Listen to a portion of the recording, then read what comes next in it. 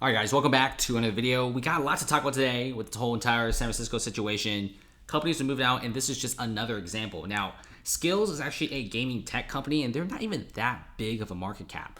We're actually seeing a lot of companies around this size, around like the low billions. These smaller companies in Silicon Valley are moving out in droves, and you're not hearing this on the news. And very, very few news agencies are reporting about this. A lot of people are reporting on how the AI boom is dragging people back into San Francisco.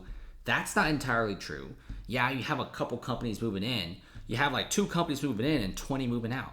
And we're seeing a lot of these lower market cap companies moving in very, very fast paces. So Skills is now exiting their San Francisco headquarters and they fled to Las Vegas. And there's a few reasons why. First of all, you have so many other better states with way less crime, a lot of great tourism stuff, and obviously people who are in the tech company, they're very wealthy. They want to have a place where they can feel safe and experience luxury, and also not walk through 30 different homeless encampments to get to your HQ, right? So you have Skills, this mobile gaming company. It used to be headquartered in San Francisco. For the past decade at this point, has announced its relocation to Las Vegas this week. Now, this is a massive trend of tech companies. Either one, they're reducing their office size or just moving their company out altogether. Just like Tesla, they moved their HQ to Austin and they have not regretted it at all. We're seeing Las Vegas being a massive hotspot. I know when you think of Las Vegas, you think of gambling, you think of casinos, you think of all sorts of really crazy, sinful stuff. But it's actually a really, really big startup and tech scene right now because the housing is actually pretty affordable. You could $500,000 get you something pretty decent. And now you have Skills moving to this place.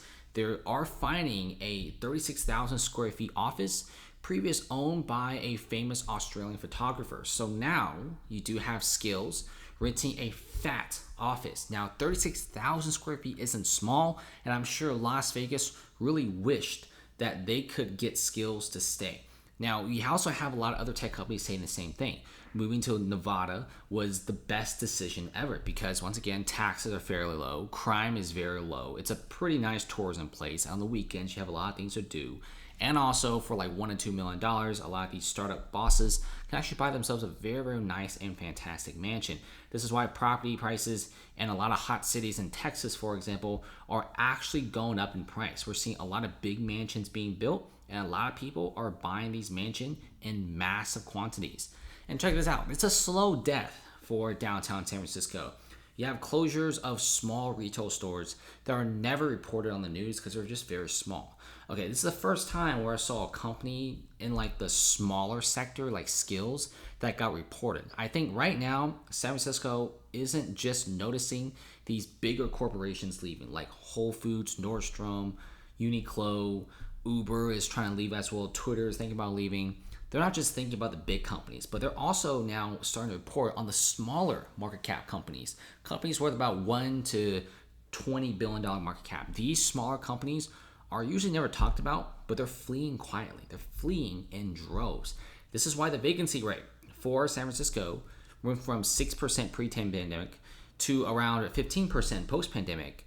And then 2022, it was like 25% vacant. Quarter 1 of this year, it was 32% vacant. And quarter 3, people are estimating probably 40 to 50% vacancies, and the vacancies are only going to increase. It's bad. Nothing's being done. Okay, there's urine, there's open air drug markets everywhere. Nobody wants to open a startup in something like this. I mean, come on. It's not great, right? And you do have the slow dying death of downtown San Francisco. You got property crime through the roof. Tech industry layoffs are also deep in the exodus. Very nice neighborhoods are now ran over by camps and homeless people. And San Francisco, 1, they're not solving this issue at all. 2, they're not doing any sort of affordable housing. And places like San Diego are actually looking at San Francisco as like a really bad sign of what will happen if they don't take the initiative. San Diego is actually implementing a ban on all homeless encampments.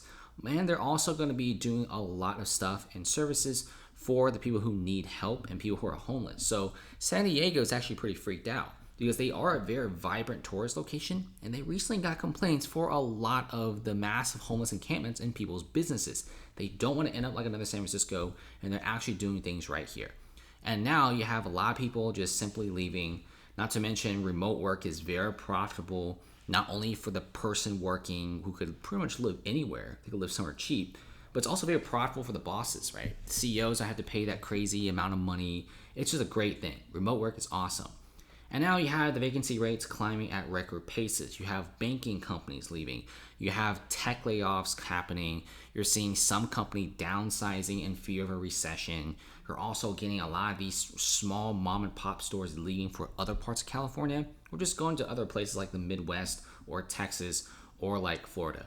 Crime is absolutely rampant in San Francisco. This used to be a very nice and vibrant place, but nothing really gets solved. And here's a really great example. So the San Francisco Tenderloin District is a massive open-air drug market. They're finding massive drugs everywhere, and businesses here have never really covered.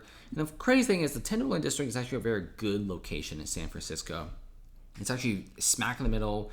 It's close to the parks. It's actually very close to downtown. It's close to the north side where all the rich people live. It's actually a really fantastic location, but for some reason, it's like this crazy big open-air drug market, and it has never been cleaned up. It's been like this for like 2 to 3 decades.